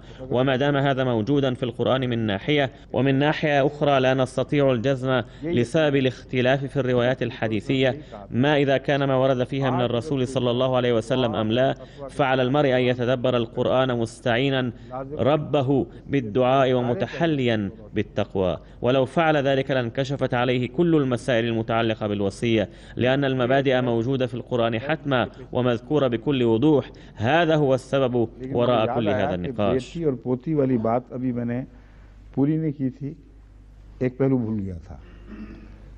इस हदीस से पोते या पोती के हक में वसीयत के उसूल को इसलिए غير أني تذكرت أني لم أكمل الحديث عن نصيب الحفيد أو الحفيدة في الإرث، إذ بقي جانب من جوانبه، وهو أنه لا يمكن تعميم هذا الحديث للاحتجاج به على إعطاء الحفيد أو الحفيدة نصيبا من الإرث، لأن هذا الحديث خاص بحالة معينة، إذا يموت شخص تاركا بنتا وأختا وحفيدة، ولكن معظم الناس لا يموتون تاركين وراءهم بنتا وحفيدة فقط، بل يتركون وراءهم أكثر من ابن وبنت. وهذا الحديث يقول أن للحفيدة حقا في الإرث إذا كان المتوفى ترك معها بنتا واحدة فقط، علما أنه لا بد في هذه الحالة من الاعتراف بحق الحفيد أيضا. أما إذا ترك أكثر من ابن وبنت فلا يحق لأحد بناء على هذا الحديث أن يعطي الحفيد شيئا بحجة أنها بنت الابن المتوفى، فلا يجوز الاستنباط من هذا الحديث الذي يتحدث عن حالة معينة أن جميع الحفداء والحفيدات يأخذون من الإرث حتما. هذا محال، اللهم إلا أن يتصرف أحد تصرفا خائنا. इसलिए जो हदीस सिर्फ एक मखसूस सूरत पर गुफ्तगू कर रही है, उससे इस्तिंबात के तमाम पोते और पोती। إذن إن نطاق العمل بهذا الحديث مخصوص ومحدود، ولا يجوز تعميمه وإعطاء الحفيد نصيبا من الإرث، فهذا غير منطقي. और इससे अमूमी इस्तिंबात पोते के हक में करना अक्लन मुमकिन ही नहीं है। ये आखिरी बात मैंने कहनी थी कि भूल गया था, मैं वापस इस पे आता हूँ। هذا آخر ما أردت قوله بهذا الشأن، وأعود الآن ثانية إلى هذه الآية التي تلوتها آنفا. يقول الله تعالى: ولكم نصف ما ترك أزواجكم إن لم يكن لهن ولد. الخطاب هنا للمجتمع، لأن من مات لا يسمع ولا يتصرف في شيء في الدنيا، فهذا الإعلان الرباني هو للمجتمع لكي يعلم كل إنسان في حياته ماذا يجب أن يفعل بإرثه بعده، ولكي لا يقوم بما يتنافى مع هذا التقسيم الرباني فيجلب عليه عقاب الله، فلأنه صاحب ماله وعقاره. وهناك احتمال أن يعطي أحدا من أقاربه ما لم يأذن به الله، لذلك خاطبه الله هنا. أما بعد الموت فلا يملك اتخاذ أي قرار طبعا. فيما يتعلق بقول الله تعالى: ولكم نصف ما ترك أزواجكم إن لم يكن لهن ولد، فلا شك أن الرجل مخاطب فيه، حيث قيل له إنه سيرث نصف مال زوجته عند وفاتها. इसलिए मैं कह रहा हूँ कि मुराद यहाँ मुआशरा है और सारे मुआशरे को मुखातब किया जा रहा है कि ये कवानीन हैं जो लाजिमन खुदा के अहकामात हैं, इनको तुम्हें जारी करना होगा, इनकी हिफाजत करनी होगी। वो ये हैं कि अगर बीवियाँ मरती हैं और उनके औलाद है तो फिर बाप को चौथा हिस्सा मिलेगा, उसके खामंद को चौथा हिस्सा मिलेगा। अगर औलाद हो तो खामंद को चौथा हिस्सा। अगर बीवियां मरें और उन दोनों की कोई औलाद ना हो या उस बीवी से कोई औलाद ना हो। باختصار الكلام هنا موجه إلى المجتمع كله، حيث أخبر الله أفراده أن هذه هي قوانيننا ولا بد لكم من تطبيقها والحفاظ عليها، وهي أنه إذا توفيت الزوجة فلزوجها الربع إن كان لها أولاد من هذا الزوج أو من زوج سابق، وإن لم يكن لها أولاد فلزوجها النصف. أما النصف الباقي فسوف نرى فيما بعد من هم أقارب الزوجة الذين يوزعه القرآن بينهم. كما سيدفع منه نصيب الوصية حتما، وهنا سنرى ما إذا كانت الوصية تدفع من تركتها كلها أم من النصف الباقي بعد دفع نصيب الزوج. وحسب معرفتي يتفق عامة الفقهاء على أن الوصية تدفع من كل التركة أولا، وإذا كان هذا صحيحا فسيدفع الثلث كوصية إذا كان أوصي بالثلث، ونصف الباقي يأخذه الزوج. ولكن المشكلة في هذه الحالة أن الباقي ليس نصفا حتى يقال إن الزوجة أخذ نصف ميراثها، لذا فالزوج يأخذ نصف الميراث الكامل والثلث يدفع لمن أوصت بحقه، والباقي يوزع بين الأقارب الباقين والفقراء صدقة، لأن الإسلام يأمر بالعناية بالباقين والمساكين أيضا عند تقسيم الإرث. पीछे जो बचेगा उसका आधा खामद को जाएगा और जो पीछे बचेगा वो टोटल का आधा नहीं रहेगा, नक्स पैदा हो जाएगा। इसलिए हमें लाजमन ये कहना पड़ेगा कि टोटल में से आधा जो मुअय्यन कर दिया गया है वो तो खामद को टोटल में से आधा मिलेगा, और टोटल में से 1/3 बकिया निस्फ से निकाला जाएगा। निस्फ 1/4 1/2 है और उसका 1/3 उस निस्फ में से निकाल के बीवी की मर्जी से जो जिसको देना है वो दे दिया जाएगा, मरने वाली वो है। बाकी जो टुकड़ा बचता है वो अक़रबा के हकूक़, गरीबों के हकूक़, सदक़ात या दूर नज़दीक के रिश्तेदार करीबी वो उनको मिल जाएंगे। और इस्लाम की जो अमूमी तालीम है कि मरते वक्त बाकियों का भी ख्याल रखा करो, वो इस हिस्से से पूरी हो सकती है। होगी बात वाज़ेह? अगर बीवी की बजाय खामन मर जाए फिर क्या होगा? أما في حالة وفاة الزوج فيقول الله تعالى: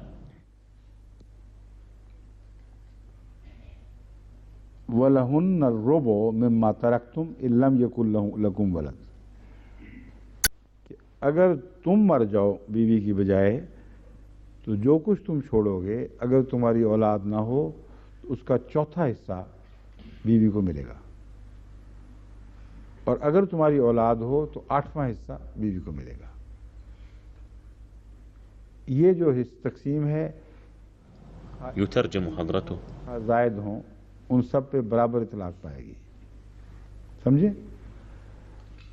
और पहली सूरत में अगर एक बीवी फौत होती है और एक से ज़ायद बीवियां हैं तो मरने वाली बीवी का मिलेगा खामन को, और बाकी बीवियां भी अगर मर जाएं पहले तो फिर मिलेगा, वरना नहीं मिलेगा, वरना वो सब। وسواء أكانت له زوجة واحدة أم أكثر فهذا هو نصيب كلهن من إرثه. إذن كان الحديث من قبل عن زوجة تموت حيث يأخذ الرجل من إرثها، وإذا مات الرجل تاركا وراءه زوجة واحدة أو أكثر فكلهن شريكات فيما حدد للواحدة. والطبيعي أن المرأة لو ماتت قبل زوجها فليس لها شيء من ميراثه، ولا يمكن أن تثار هنا قضية توريث الحفيد أو الحفيدة نفسها. ويقول الفقهاء أن النسوة اللواتي يمتن قبل أزواجهن لا يمكن أن يعطى لهن شيء. وفي فقهنا الأحمدي أيضا أثيرت قضية توريث الحفيد ثم لم يحسموا الأمر. كانت لسيدنا المصلح الموعود رضي الله عنه 7 زوجات في أوقات مختلفة، وكان له أولاد من معظمهن، ولما توفي كانت 2 من زوجاته على قيد الحياة، ولكن لما يثر أي من أولادهن ولا أي عالم في الجماعة سؤالا بأن أولاد زوجاته المتوفيات لو كن على قيد الحياة لأخذوا من إرثه. لذا يجب أن نعتبر زوجاته السبع كلهن شريكات في ثمن ميراثه، وبالتالي يجب توزيعه على أولادهن جميعا بدلا من توزيعه على الاثنتين فقط. إنما حصل هو أن الثمن وزع على زوجتيه الاثنتين اللتين كانتا على قيد الحياة، وهما حضرة السيدة مهر أبا المحترمة وحضرة مريم صديقة أم متين أطال الله بقاءهما مع الصحة والعافية، ولم يعترض على ذلك أحد قط.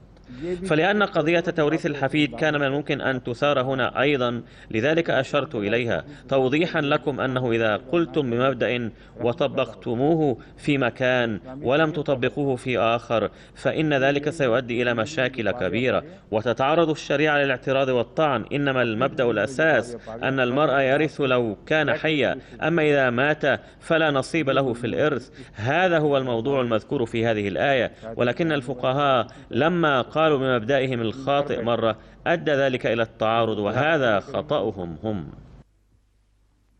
ثم يقول الله تعالى: ولهن الربع مما تركتم إن لم يكن لكم ولد فإن كان لكم ولد فلهن الثمن. हाँ तुम अगर मर जाओ और ولهن الربع مما تركتم إن لم يكن لكم ولد فإن كان لكم ولد فلهن الثمن مما تركتم من بعد وصية توصون بها أو دين. أي لو متم تاركين وراءكم أولادا فلزوجاتكم الثمن. لم يذكر الله هنا أولاد الزوجة، وذلك لأن ميراث الزوج لا يوزع بين أولاد تلك الزوجة فقط، إذ يمكن أن يكون له أولاد من زوجات أخريات. فالكلام الرباني حكيم جدا، فيقول الله تعالى: إذا كان لكم أولاد فزوجاتكم يأخذن ثمن تركتكم لا ربعها.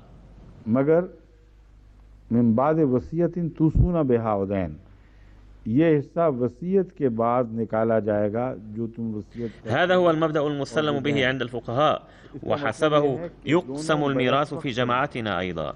ولكن الله تعالى يعلن هنا أيضا من بعد وصية توصون بها أو دين، أي أن هذا النصيب يوزع بعد دفع وصية الزوج المتوفى والدين الذي عليه أولا.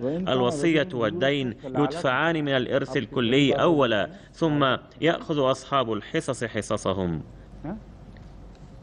يقول حضرته لأحد الإخوة: لماذا تنظر إلى الساعة مرة بعد أخرى؟ هل عندك أسئلة؟ يقول الأخ: نعم، عندي سؤال بسيط. يقول حضرته: ولكن بسيطك يكون خطيرا عادة ويطول أيضا. انتظر من فضلك حتى أكمل ترجمة معاني هذه الآية قبل الخوض في تفسيرها، فلا يزال بعضها غير مترجم. إن كان رجل يورث كلالة، अगर कोई शख्स इस हालत में मरे कि ثم يقول الله تعالى: وإن كان رجل يورث كلالة، أي إذا كان المتوفى الذي يقسم إرثه قد مات كلالة. और इमाम राजी ने एक और तर्जुमा भी अरबी के लिहाज से इम्कानन पेश किया है, उसकी तायीद में एक हदीस भी है। علما أن الإمام الرازي قد ذكر إمكانية تفسير لفظ الكلالة بمعنى غير معروف، داعما إياه برواية من الحديث، وقال: يمكن أن تكون الكلالة صفة للوارث لا للمتوفى، ولكن أرى أن هذا سيؤدي إلى مشاكل كثيرة، فالأفضل الأخذ بالمعنى المعروف المسلم به والذي يدل عليه سياق الآية بكل جلاء، وهو أن الكلالة صفة للمتوفى الذي يقسم إرثه. وفي تعريف الكلالة أقوال شتى ونقاشات طويلة للفقهاء سوف أتناولها غدا إن شاء الله. वो ये है कि अगर कोई शख्स ऐसा मरे यूरस हो जिसकी जायदाद तकसीम होनी हो, वह हुआ कलालतुन, غير أني أخبركم الآن أن سيدنا المصلح الموعود رضي الله عنه وبعض الأئمة الآخرين وأنا أيضا نرى أن الكلالة هو من لا وارث له من أصله ولا من نسله، أي لا يكون أبواه حيين ولا يكون له أولاد، فكيف يقسم إرثه بين أقاربه الآخرين؟ هذا هو المبحث الذي يتناوله القرآن هنا، وقد تناوله في موضعين، مرة هنا ومرة في آخر هذه السورة.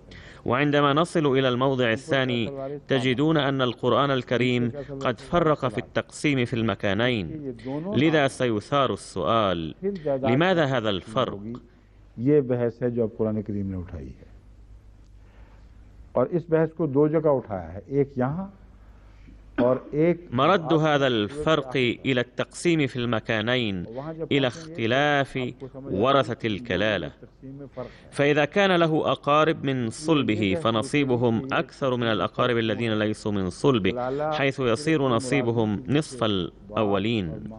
هذا هو السبب الذي من أجله جعل القرآن الكريم الفرق بين المكانين عند تقسيم الإرث بين أقارب الكلالة، حيث إن الحديث في آخر الآية هو عن أقاربه البعيدين والباقي غدا إن شاء الله تعالى. उनसे पीछे जो रिश्तेदार बनते हैं उनके हकूक उससे आधे हो जाएंगे जो करीब तर हैं। ये वजह है कि कुरान करीम ने कलाला की तकसीम के दो उसूल पेश किए हैं, एक यहाँ और एक उस कलाला के जिसके करीब के रिश्ते भी मौजूद नहीं, ना माँ बाप ना औलाद ना कोई करीबी, तो फिर दूर वालों में किस तरह तकसीम होगी वहाँ उसका जिक्र है। ये इंशाल्लाह बाकी कल बातें करेंगे फिर, ठीक है। अब सवाल आपके पास तो नहीं कोई सवाल? حسنا، الآن جاء دور الأسئلة. هل تريد أن تسأل شيئا؟ تعال أنت السيد أنور. السيد أنور أيضا من السائلين المحترفين ما شاء الله، وهناك سائلون محترفون من الكبار، والسيد أنور هو من السائلين المحترفين من الجيل الصاعد. تفضل. तो छोटी नस्ल में ये आस्ता आस्ता वो मकाम पैदा कर रहे हैं।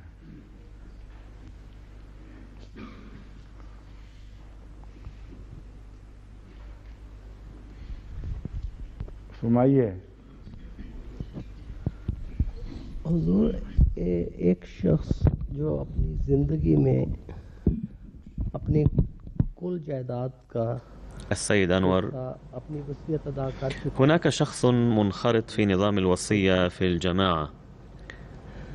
क्या वो शख्स अपनी औलाद को अपनी ज़िंदगी में وقد دفع في حياته ما كان عليه من نصيب الوصية من عقاراته كلها، فهل يجوز له بعد ذلك أن يعطي في حياته أحدا من أولاده أكثر من نصيبه المحدد في الشرع الإسلامي؟ क्या इसमें हुजूर शरीयत का कोई इख्तलाफ होता है इस चीज़ से? वसीयत अदा يجيب حضرته: जो बाकी बचता है إنه قد दفع ما عليه من الوصية ويريد أن يفرق بين أولاده في تقسيم ما تبقى من ماله وعقاره. هل هذا ما تعني؟ ये महल्ले नजर बात है। لقد قلت مرارا أن في هذا نظرا، فيرى بعض العلماء أنه لا يحق له التفريق بين الورثة، بينما يجوز أن يعطي غير الورثة ما يشاء، ولكن لن يعطي أكثر من الثلث. فمثلا لو كان له 4 أولاد ذكور أو إناث فلا يجوز له أن يعطي أحدا أكثر من حقه الشرعي، ولا أن يحرم أحدا حقه كليا. ولكن البعض يرى أنه لا يجوز له الوصية بإعطاء أحد من أولاده أكثر من غيره من الميراث، أما في حياته فيجوز له أن يعطي من يشاء ما يشاء، ولا يسأل لماذا أعطى فلانا أكثر من غيره. तो इस पर ये हरफ नहीं उठाया जा सकता कि तुमने फलां को ज़्यादा दे दिया है। ये जो बहस है ये चूँकि बहुत उलझी हुई है, इसलिए मुअय्यन तौर पर हतमी तौर पर हर केस के मामले में कोई ऐसा फैसला नहीं दिया जा सकता जो हावी हो। فحيث إن هذه القضية معقدة فلا يمكن إصدار فتوى عامة تسري على كل الحالات. فمثلا يكون أحد أبنائه قد بلغ 30 وقد أنفق على طعامه وشرابه كل هذه السنين، كما أنفق الكثير على تعليمه العالي وتزويجه أيضا، ولكن هناك ابنا آخر لا يزال صغيرا لم ينفق عليه كثيرا لصغار سنه أو لتغير وضعه الاقتصادي. فالسؤال هنا: هل ما أنفق على ابنه الكبير يطرح من نصيبه في الإرث لأنه مأمور بالإنفاق على أولاده بلا تفريط؟ ये सवाल उठेगा कि मरने के बाद जो उसने पहले बच्चे को दे दिया था वो उसकी जायदाद में से मिन्हा किया जाए, क्योंकि एक इंसान अपनी औलाद में बराबर तकसीम का जिम्मेदार है। अगर ये तस्लीम किया जाए तो फिर बाप का ये हक भी नहीं है कि किसी नाफरमान औलाद को वक्ती तौर पर। إذا سلمنا بذلك يحق للأب أيضا أن يمتنع عن الإنفاق على ابنه العاصي مؤقتا، وإذا فعل ذلك فهذا يعني أنه قد فرق في الإنفاق بين أولاده. من أجل ذلك قلت إن هذا الموضوع ليس سهلا لهذه الدرجة حتى أعتبر سؤالك بسيطا. बहुत से गोशे हैं जहां फतवे जगह जगह के लिहाज से बदल सकते हैं। هناك مشاكل وجوانب كثيرة لهذا الموضوع، لذا ستتغير الفتوى بتغير الظروف في كل حالة. وعموما إن من المسلم به أن كل إنسان يمكن أن يعطي في حياته من ماله من يشاء من أولاده، ولكنه إذا أعطى البعض ولم يعطي البعض بسوء نية مبدلا أحكام الشرع الإسلامي أو مخالفا لها، فيصبح للموضوع ثلاثة أشكال: أحدها أن يوزع ماله فقط من دون عقاره، وفي هذه الحالة هناك احتمال ألا يقع تحت طائلة القانون، إذ لا نعرف هل تصرف هكذا ممارسا حقه العادي في الإنفاق أم تصرف بسوء نية. والثاني أن يقسم عقاره بالتفريق بين الأولاد، وعندها سوف يثار ضده 1000 سؤال وسؤال، وقد أثاره الكثيرون، ولكن لا يزال هناك إشكالات كثيرة بهذا الصدد، وعندي أنه لا يزال هناك مجال للبحث الكثير في هذا الموضوع. والثالث أن يوصي بما يغير بعد وفاته حصص أولاده المحددة في القرآن، ويثار عندها السؤال: هل يتم العمل بوصيته أم لا؟ هذه قضية أخرى لم أثرها بعد، ولكن سأتناولها فيما بعد. يرى البعض أن وصيته الخاطئة غير نافذة، وبالتالي لا يفرق بين أولاده عند تقسيم الإرث، بل سيوزع بينهم كما أمر القرآن الكريم. ولكن يمكن هنا أن يقول آخرون إن وصيته نافذة، إذ قام بها في حياته حينما كان له حق التصرف بأمواله، غير أنه يعد آثما عند الله تعالى إذ قام بوصية خاطئة. فبأي الرأيين يجب أن يكون العمل؟ هذا موضوع لا يزال قيد البحث. दूसरी तरफ से कहा जा सकता है कि गुनाहगार तो होगा खुदा के नज़दीक, लेकिन चूंकि अपनी ज़िंदगी में वो वसीयत कर चुका है और जब वसीयत की थी तो अपने माल पर तसर्रुफ का हक रखता था। فبعض الناس يكونون راضين عن بعض أولادهم وساخطين على البعض فيحرمونهم مالهم، والسؤال الآن: هل لديهم مسوغ شرعي لحرمان أولادهم من أموالهم لسخطهم عليهم؟ إذا كانت الطاعة والإحسان حق الوالدين على الأولاد، ولكن بعضهم لا يؤدي لهما هذا الحق، فالسؤال الذي يفرض نفسه هو: إذا جاز للوالد في حياته حرمان ولده من ماله، فهل يجوز له أن يحرمه منه بعد وفاته أيضا؟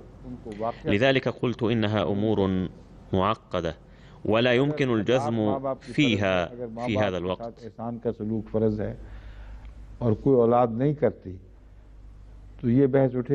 وعندي أن على أهل العلم من جماعتنا أن يقوموا بالمزيد من البحث والتحقيق بهذا الشأن، آخذين في الحسبان كل الأقوال والروايات الأساسية الواردة في هذا الصدد. ثم إذا جاءني السؤال من خلال دار الإفتاء في الجماعة فسوف أبدي رأيي عندها إن شاء الله. جزاك الله.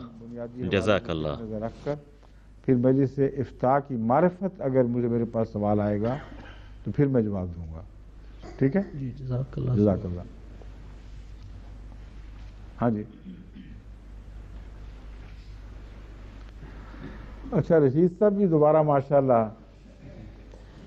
يقول حضرته عند رؤية الأخ عبد الرشيد: نعم، الأخ عبد الرشيد المحترم إنه بمنزلة عملة متداولة دوما.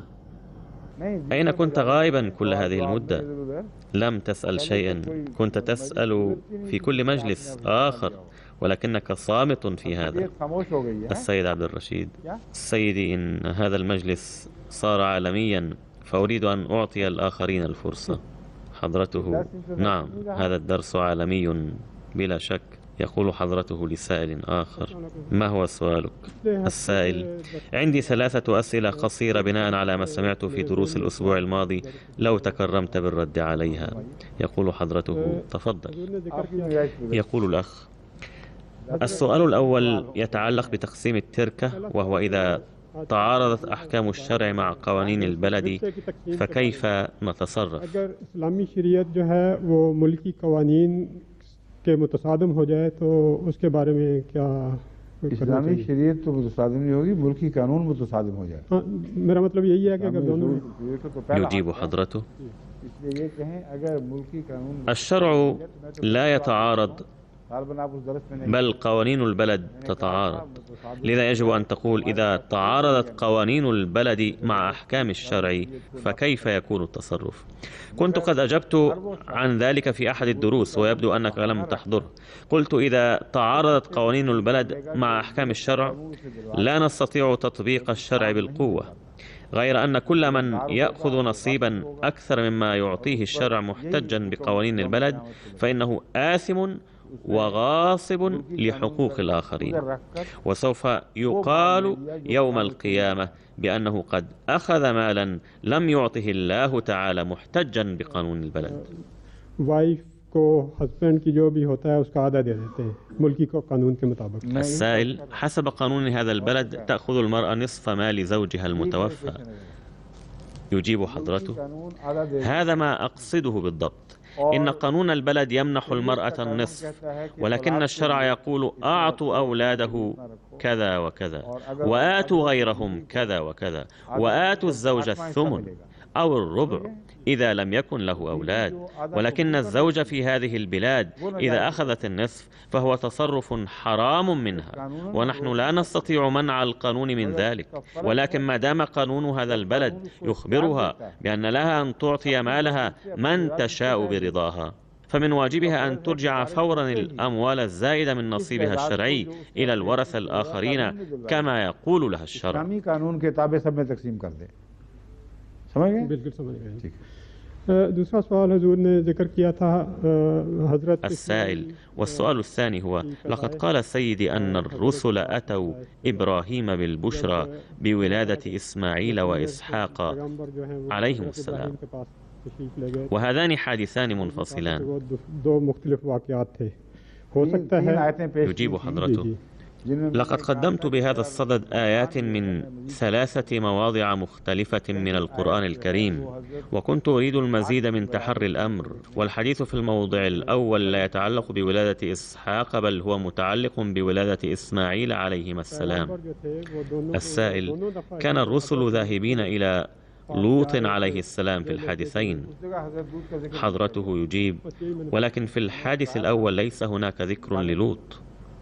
السائل: هذا ما أريد أن أسأله. حضرته: كنت أوضحت ذلك عند تفسير تلك الآيات. يقول حضرته لسكرتيري الخاص: أخرج لي تلك الآيات. तीसरा सवाल भी मैं कर लूं उतनी तो नहीं, ये चेक कर लें पहले। ليس هناك ذكر لوط عليه السلام، إذ لو كان لقلت بأن هناك إمكانية لهذا الأمر. كنت على ما أذكر قلت ذلك بعد التأكد من الأمر، غير أنه يمكن أن أكون قد أخطأت سهوا. سأتأكد من الموضع الأول أيضا. إن ذكر لوط عليه السلام واضح في الموضعين الآخرين.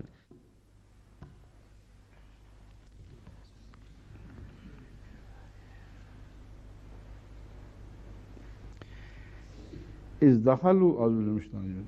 دخلوا عليه فقالوا سلاما قال إنا منكم وجلون. ये वही आयत। ها هي الآيات. يقول الله تعالى: إذ دخلوا عليه فقالوا سلاما قال إنا منكم وجلون. هذه هي الآيات التي قلت لعلها تتحدث عن البشرى بولادة إسماعيل عليه السلام. إنا منكم وجلون يعني إننا نخافكم. قالوا لا توجل إنا نبشرك بغلام عليم. قال أبشرتموني على أن مسني الكبر فبما تبشرون؟ أي كيف تبشرونني بالولد وقد غلبني الشيب؟ قالوا بشرناك بالحق ولا تكن من القانتين. उन्होंने कहा कि हम قالوا بشرناك بالحق فلا تكن من القانطين قال ومن يقنط من رحمة ربه إلا الضالون. कौन हो सकता है जो अपने أي كيف يمكن أن ييأس المرء من رحمة ربه إلا إذا كان من الضالين. قال فما خطبكم أيها المرسلون. قال فما خطبكم أيها المرسلون قالوا إنا أرسلنا إلى قوم مجرمين إلا آل لوط إنا لمنجوهم أجمعين إلا امرأته قدرناها إنها لمن الغابرين. يترجم حضرته. चूँकि वहाँ मैंने पढ़ के ख़त्म कर दी थी इसलिए मेरे जहन में था कि लूत नहीं, कौम मुजरिमीन तक था, लेकिन मुजरिमीन के बाद फिर लूत वाली बात आ गई है। अच्छा कि आपने सवाल उठा दिया, वरना ये गलती रह जाती। أي ما هو هدفكم الأساس من وراء زيارتكم؟ فترى أن لوطا عليه السلام قد ذكر هنا أيضا، بينما كنت تقول أنه لم يذكر في هذه الآيات، لأنني كنت لم أكمل تلاوة الآيات كلها فظننت أنه لم يذكر هنا. फलम्मा जा आला लूत मुस्लिम। अब बात ये उठती है कि ये आले लूत की तरफ अगर वही قد أحسنت صنعا إذا وجهت هذا السؤال، وإلا لم يكن تدارك هذا الخطأ. والسؤال الآن، إذا كان الملائكة قد أتوا إبراهيم في المرتين لكي يخبروه بإهلاك قوم لوط، فلماذا سألهم إبراهيم عن قوم لوط في المرة الثانية أيضا؟ هل فهمت قصدي؟ لقد قال لهم إبراهيم قال فما خطبكم أيها المرسلون قالوا إنا أرسلنا إلى قوم مجرمين إلا آل لوط. فالسؤال الذي أثرته منطقي ومعقول جدا. ठीक है, उसकी तफसील है। अब ये जो आपने सवाल उठाया ये बड़े माकूल और जायज़ सवाल है। मैंने क्यों हज़रत इस्माइल पर इसको इतलाक़ करने का इम्कान पेश किया था? ولماذا قلت إن هناك إمكانية لأن تكون هذه الآيات متعلقة بالبشرى بولادة إسماعيل، علما أنني لم أجزم في ذلك وإنما قلت بإمكانيته. السبب هو أنه لا ذكر في هذه الآيات لأية زوجة لإبراهيم، بل هو الذي يتلقى البشرى مباشرة، ولذلك يقول كيف تبشرون بذلك وقد مسني الشيب. أما في الموضعين الآخرين فقد ورد فيهما أن السيدة سارة هي التي تأتي وتقول لدى سماع البشرى كيف ألد وأنا عجوز عقيم، ولذلك قلت إن هذا المشهد يوحي وكأنه متعلق بولادة الابن الأول. أما في الموضعين فالبشرى تتعلق بولادة الابن الثاني، لأن الزوجة التي ستلد هي التي تتعجب وتقول كيف ألد وأنا عجوز عقيم. الموضع الأول لا يذكر استغراب الزوجة بالبشرى، وفي الموضعين الآخرين لا ذكر لاستغراب إبراهيم. في الموضع الأول يقول إبراهيم للملائكة قد صرت عجوزا، فيقولون نعم ولكن سيحدث كما نقول لك. من أجل ذلك أرى أن الحديث في الحديث الأول كان البشرى بالابن الذي ليس من سارة، ولذلك قال إبراهيم كيف يكون لي ابن وأنا شيخ كبير. أما زوجته التي ستلد هذا الابن أي إسماعيل فكانت شابة، فلا يمكن أن تقول أنا عجوز وكيف ألد. इसलिए इब्राहिम ने अपना उज़र पेश किया है और बीवी जवान थी वो, इसलिए वो ये कह ही नहीं सकती थी कि मैं बूढ़ी हो गई हूँ। ثم إن سارة كانت سيدة البيت، فما كان لهاجر أن تتدخل في الأمر وتقول أنا التي سألد هذا الابن. فالموضوع واضح. ففي الموضع الأول يتلقى إبراهيم البشرى بولادة الابن بدون أي ذكر لأي زوجة، فيقول هو كيف أنجب وأنا كبير السن. لذا لا أرى مشكلة في القول بأن الآيات هنا تتحدث عن ولادة إسماعيل، أما الآيات في الموضعين الآخرين فتتحدث عن ولادة إسحاق. इस दायरे में तो मुझे इसमें कोई तजाद दिखाई, कोई ऐसा उलझन दिखाई नहीं देती कि इस वाक़या को हज़रत इस्माइल पर चस्पा किया जाए और बाद के दो वाक़यात को हज़रत। وقد سبق أن بينت أن نبوءة واحدة يتلقاها الأنبياء أو غيرهم أكثر من مرة وبأكثر من أسلوب، وقد ضربت على ذلك مثال تلقي السيدة مريم بشارة ابنها، فحينا نقرأ أن الله تعالى أخبرها بذلك، وحينا آخر نقرأ أن الملاك تمثل لها بشرا وبشرها، فالبشرى الواحدة تذكر مرارا وبأساليب مختلفة. السائل: سيدي، أما أنا فقد فهمت الأمر تماما. حضرته: مهلا، بقي السؤال: هل كان هؤلاء الملائكة ذهبوا وأهلكوا قوم لوط عليه السلام بعد تبشير إبراهيم بالولد أم لا؟ هذا السؤال يثار في المواضع الثلاثة. هل فهمتم؟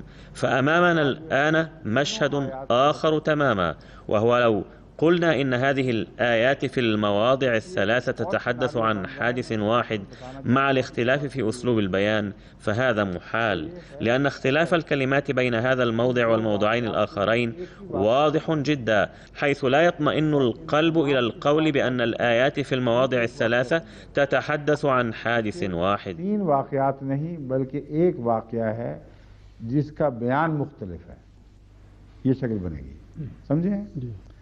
मगर इस आयत का उन 2 आयात से बयान का أما إذا قلنا أن الحديث في الموضعين الأخيرين هو عن حادث واحد آخر، وهو البشارة للسيدة سارة بالابن، حيث إنها موجودة في المشهد وشريكة في الحوار، فالسؤال الذي يفرض نفسه هو: إذا كان الموضع الأول يبدو متعلقا بالحادث الأول وهو البشارة بإسماعيل، فلماذا تطرق الحديث عن إهلاك قوم لوط عليه السلام في الحادث الثاني، مع أن إبراهيم قد أخبر به من قبل؟ ألم يكونوا قد أخبروه بهلاكهم في المرة الأولى؟ ألم يهلكوهم بعد إخبار إبراهيم بذلك حتى جاءوا يخبرونه عند الحادث الثاني وهو البشارة بإسحاق؟ जैसा कि मैं कह रहा हूँ एहतमाल या इम्कान है, तो फिर लूत वाली बात इसमें भी क्यों आ गई? क्या इसके बाद उन्होंने लूत की कौम को हलाक नहीं कर दिया था, या हलाकत की खुशखबरी नहीं पहुंचाई थी कि दूसरी दफ़ा फिर जब आते हैं फिर वही लूत वाली बात छिड़ जाती है? तो इसका ये सिर्फ एक इम्कान है जो मैं समझता हूँ कि करीने क़यास है, खा निस्बतन दूर का हो, वो ये है कि बल्कि मैं समझ दूर का भी नहीं, जो हलाकत की पेशगोइयाँ होती हैं वो आनन फानन फ़ौरन पूरी नहीं हुआ करती। هناك احتمال لذلك وهو قوي بعض الشيء، وهو أن أنباء الهلاك لا تتحقق فورا، بل تستغرق وقتا حيث تتهيأ الظروف لذلك، فأحيانا يتم النبأ بهلاك قوم ولا يتحقق فورا، بل لا يتحقق إلا بعد 10 أو 20 سنة، فليس من المستبعد عقلا أن يكون الأمر كالآتي: في المرة الأولى كانت البشرى بولادة إسماعيل، وكان الحديث مع إبراهيم إذ يخلو الحادث من ذكر أي زوجة، وإنما إبراهيم هو الذي يذكر كبر سنه، أما في الموضعين الأخيرين فلا يذكر إبراهيم شيئا من هذا، فعلمنا أن هذا حادث منفصل، حيث أخبروا إبراهيم بولادة الابن وبهلاك قوم لوط، ولكنهم لم يهلكوهم فورا، أو لم يذهبوا إلى لوط لإخباره، وهذا هو الأولى. لقد قالوا لإبراهيم: نحن الملائكة قد نزلنا لإخبارك أن هلاك هؤلاء القوم وشيك، لأن التنبيه والإنذار واجبنا. لقد قالوا: أرسلنا إلى قوم مجرمين، وفيه تنبيه لإبراهيم أيضا، فكلمة مجرمين قد وردت قبل ذكر قوم لوط، مما يعني أن مفهوم الإجرام ينطبق على كل من قوم إبراهيم وقوم لوط عليهما السلام. وعندما ننظر إلى الموضوع بهذا المفهوم الأوسع، فهناك احتمال أنهم تحدثوا في المرة الأولى عن هلاك قوم لوط كحديث زائد، إذ كان في كلمة قوم مجرمين خبر بإهلاك قوم النبيين، وعندما أتته الرسل مرة ثانية أعاد عليهم إبراهيم سؤاله: ما هو خطبكم هذه المرة؟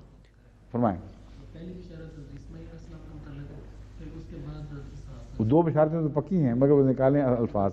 غير أن الأكيد أن المواضع الثلاثة تتحدث عن البشارتين، هذا لا شك فيه، علما أننا لا نناقش هنا ما إذا كان الحديث عن البشارتين أم لا، إنما نناقش هنا هل حادث نزول الملائكة كان من أجل الإخبار عن بشارة واحدة أم عن بشارتين منفصلتين ذكرتا بأساليب مختلفة؟ هذا هو السؤال. अच्छा يقول حضرته: هل الموضوع مذكور في سورة الذاريات أم في الصافات؟ ثم يقول: ها هو. يقول الله تعالى عن إسماعيل: فبشرناه بغلام حليم فلما بلغ معه السعي قال يا بني إني أرى في المنام. जो है ये तो खुदा ताला ने अपनी तरफ बहरास मंसूब फरमाया, बशारतें तो मुसल्लम हैं कि दी गई हैं। ये बहस हो रही है कि वो जो पहला वाक़या है जिसको मैं ثم يقول عن إسحاق: فبشرناه بإسحاق. فهنا نسب الله التبشير إلى نفسه، فالبشارتان بالابنين لا شك فيهما. إنما نناقشه هنا ما هو الفرق بين الموضع الأول وبين الموضعين الأخيرين، إذ يمكن أن تكون البشارتان قد تمتا في حادثين منفصلين كما هو مذكور هنا. هذا أمر لا يمكن رفضه. ولكن الإشكال هو أنه في الموضع الأول أيضا ذكر أن الملائكة ذهبوا إلى قوم لوط، وفي الموضعين الآخرين ذكر أنهم ذهبوا إلى قوم لوط. وما دام هناك حادثان منفصلان فلماذا أعاد إبراهيم السؤال نفسه في المرة الثانية قائلا: فما خطبكم؟ في المرة الأولى هو تلقى البشارة بالابن، وفي المرة الثانية زوجته تلقت البشارة بالابن، وفي المرتين سأل إبراهيم السؤال نفسه: فما خطبكم؟ فالسؤال هنا: لماذا لم ينزل العذاب على قوم لوط عليه السلام بين الحادثين؟ وحاول أن أجد احتمالات ممكنة للإجابة، والاحتمالات الثلاثة الممكنة هي كالآتي: في بعض الأحيان بل في معظمها يدلى بنبأ هلاك قوم، ولكنهم لا يهلكون فور نزول النبأ، بل يستغرق هلاكهم بعض الوقت، فأحيانا ينتظر هلاكهم 20 بل 30 سنة. لذا يمكن أن يكون الملائكة قد جاءوا ببشارة إسماعيل في المرة الأولى فولد وترعرع، ومن البديهي أن البشارة في المرة الثانية كانت عن ولادة إسحاق، إذ كانت سارة عجوزة، ولذلك قالت: كيف تبشرونني أنا العجوز.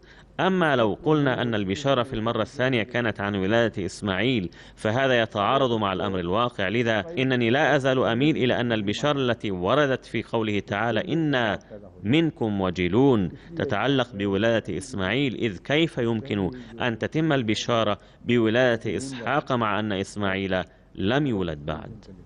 ذلك سيعني أنه ليس هناك أي بشارة بحق إسماعيل جد الرسول صلى الله عليه وسلم، حيث كان من المقدر أن يولد من نسله سيد البشر صلى الله عليه وسلم الذي كان سينور به الكون كله.